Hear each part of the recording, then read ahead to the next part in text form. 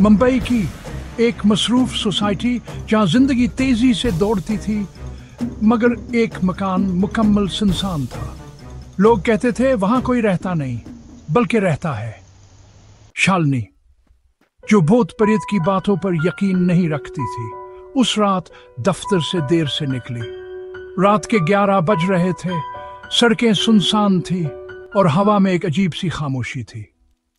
आधे घंटे के बाद वो अपनी सोसाइटी पहुंची, मगर जैसे ही वो बंद मकान के करीब पहुंची, दरवाजा जोर जोर से बजने लगा, थर थर। लेकिन दरवाजा तो बाहर से बंद था। फिर कौन था?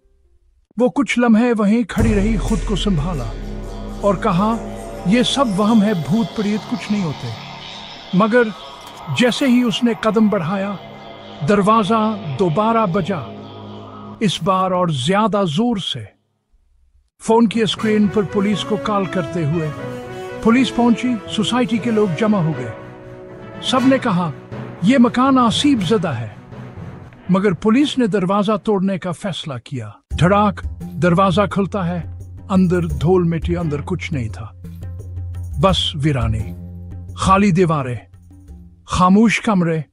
मगर फिर एक आवाज आई, कमरे के अंदर किसी चीज को घसीटने की आवाज। खर्र खर्र। शालिनी ने जैसे ही झांक कर देखा, इसके मना से एक जोरदार चीख निकली। काले लिबास में एक डरावनी मखलूक, सरख चमकती आंखें, शालिनी की तरफ बढ़ती हुई। और फिर शालिनी बेहोश हो गई। उधर उधर भागते लोग, कमरे में कुछ भी ना मिलना, बस एक अजीब सी सर्द हवा का चलना। अगले दिन शालिनी को होश तो आ गया, मगर उसने कभी दोबारा इस मकान की तरफ नहीं देखा।